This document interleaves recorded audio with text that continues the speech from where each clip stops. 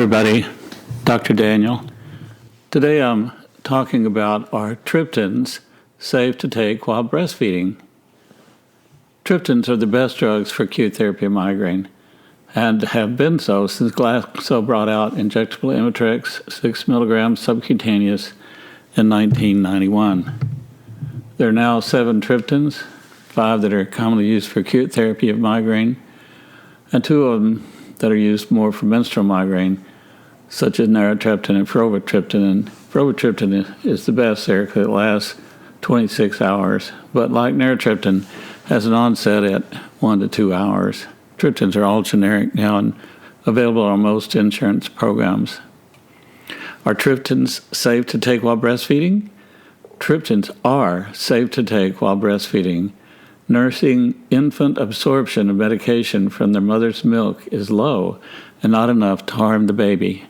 Recent medical studies support the safety of triptans during pregnancy.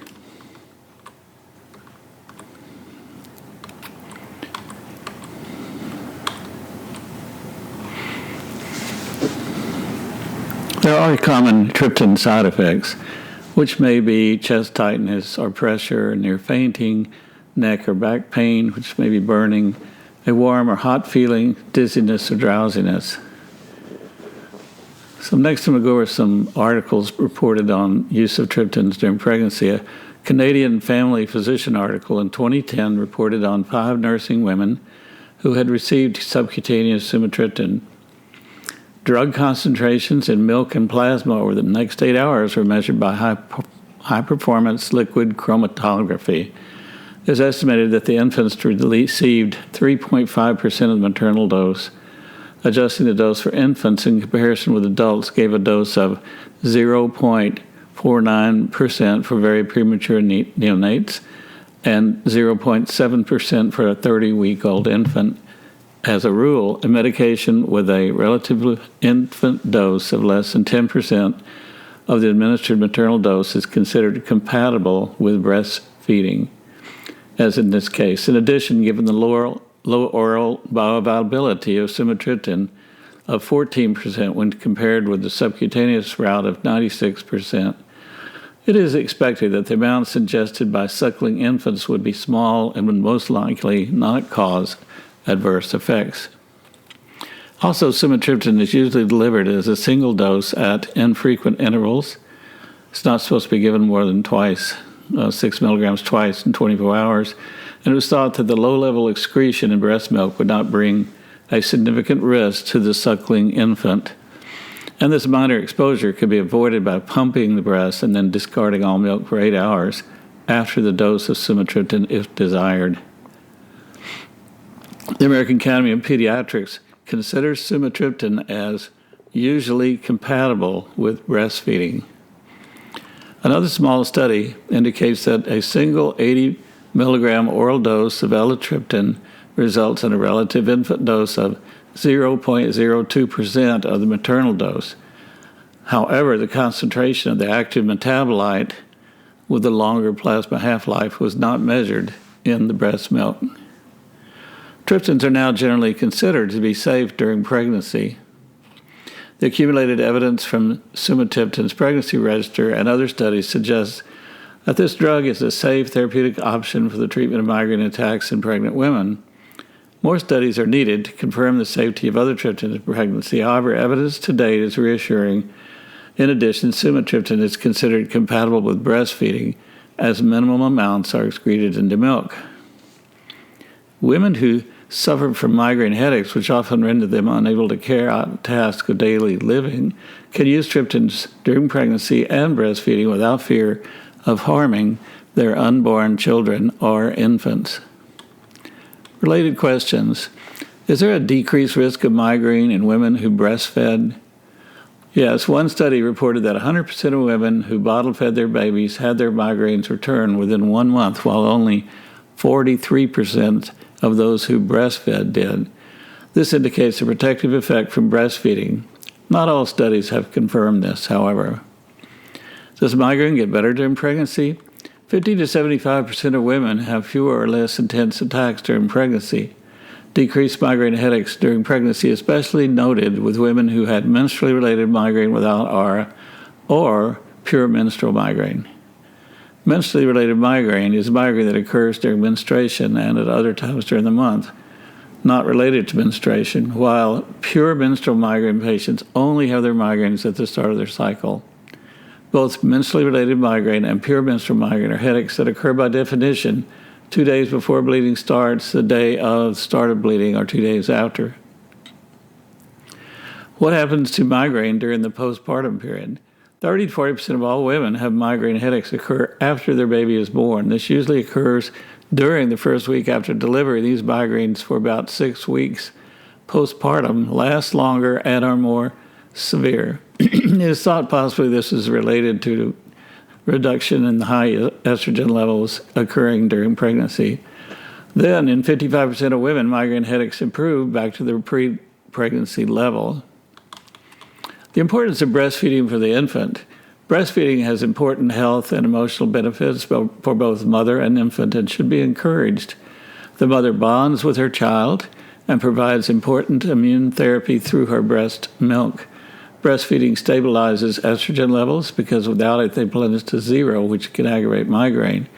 While there's some data to suggest migraine may improve during breastfeeding, more than half of women experience migraine recurrence within 1 month of delivery. Thus, a thorough treatment should take into account the balance of benefit and the risk of medication. Breastfeeding is recommended by both the American College of Obstetricians and Gynecologists and the American Academy of Pediatrics. Are there references for lactating mothers that give helpful information regarding medication? Useful references are the American Academy of Pediatrics publication, quote, The Transfer of Drugs and Other Chemicals into Human Milk, end quote, Thomas Hale's manual, Medications and Mother's Milk, Briggs, Freeman, and Yoffe's reference book, Drugs in Pregnancy and Lactation, the National Library of Medicine's Drugs and Lactation Database, which is LACTMed, LACTMED, is a fully referenced database available online. The LACTMed-based database contains information on drugs and other chemicals to which breastfeeding mothers may be exposed. It includes information on the levels of such substances in breast milk and infant blood and the possible adverse effects in the nursing infant. Suggested therapeutic alternatives to those drugs are provided where appropriate. All data are derived from the scientific literature and fully referenced. A peer-reviewed panel checks the data to assure scientific validity and currency. What other simpler drugs may be used for treatment of migraine with and while breastfeeding? Ibuprofen, diclofenac, and Triptan are among the acute medications with low levels in breast milk, but studies of triptans here are limited. Toxicity is a concern with aspirin due to association with Reye syndrome. Sedation or apnea is a concern with opioids, and they should not be used. What about the new CGRP antibody drugs for lactation or pregnancy like Ajovy or Aimovig? There's no current indication for the use of the CGRP antibody drugs during pregnancy or while breastfeeding. They're just too new. The FDA statement regarding CGRP antibody drugs is pregnancy caution is advised during pregnancy. No human data is available. No known risk of fetal harm based on animal data at 20 times recommended human dose. For lactation, caution is advised for breastfeeding. No human data available to assess risk of infant harm or effects on milk production. General advice for caring for the migraine mother postpartum. The migraine lifestyle should be followed. That is, no caffeine, 3 meals a day, setting the sleep-wake cycle to be 7 or 8 hours at night as best as possible, considering getting up at night to nurse the infant. Naps for the mother will be needed. Recruitment of the spouse and family members to help with the baby would be very helpful. On rare occasions, breast milk may be pumped and given by bottle by a family member or friend so the mother may sleep. All known migraine triggers should be avoided if possible. Ice bags over the head can be helpful. Comforting massage may help with neck pain. General aerobic exercise like walking or water aerobics may be helpful. Attention to stress, depression, anxiety, and emotional issues is important. CBT, or cognitive behavioral therapy, may be helpful for anxiety or depression. In the YouTube search engine, enter CBT and depression or CBT and anxiety, then watch the videos there to learn how to use CBT. The mother shouldn't take much over-the-counter drugs like caffeine, Tylenol, Advil, or Aleve more than 2 days a week to avoid medication-induced headache. Adequate hydration is important also. Mothers should check with their pediatrician before taking drugs during breastfeeding. It may be possible to not take any medication for migraine during breastfeeding. How long do women breastfeed? Older, higher educated women breastfed a longer time. 68% of women who breastfed longer than 1 year returned to employment before their infant was 1 year old. The most common reason for long-term breastfeeding was it was a special time for mother and baby. The mother was not ready to give up. Half of nursing mothers breastfed on demand. By 12 to 15 months, 54% of babies slept in a crib in a separate room, while 37% slept in the same bed with their mother all or part of the night. 57% of mothers consider their support group to be likely or moderately important and influencing their decision to breastfeed beyond a year. 10% considered it to be extremely important. Regarding medication given first line for the nursing mother, Tylenol, acetaminophen, is the preferred first-line drug that may be given for migraine since it's well known and may be safely used. If preventive drugs are to be used, propranolol and metoprolol are suggested first-line treatments because of little of the drug gets into the breast milk. Low-dose amitriptyline and nortriptyline, which are antidepressant drugs used for migraine prevention, may also be used. Preventive medicines that are not recommended include zonisamide, atenolol, and tizanidine. Second-line medications for breastfeeding mothers would be sumatriptan and elatriptan, which have been the most successful used in medical studies. Short courses of prednisone is 20 milligrams 3 times a day for 7 days, or Medrol dose pack for 6 days may be used for episodes of medication-induced headache and detoxing from painkillers. Botox may be tried, although there are no reference studies because it's doubtful that Botox gets into the mother's milk. Medications to be avoided during breastfeeding are aspirin, which is found in Excedrin, and BC powder. It should not be given because it causes gastric irritation and possible bleeding problems in babies. Ergotamine drugs such as Migranol and DHE 45 cause vasoconstriction and may restrict milk production.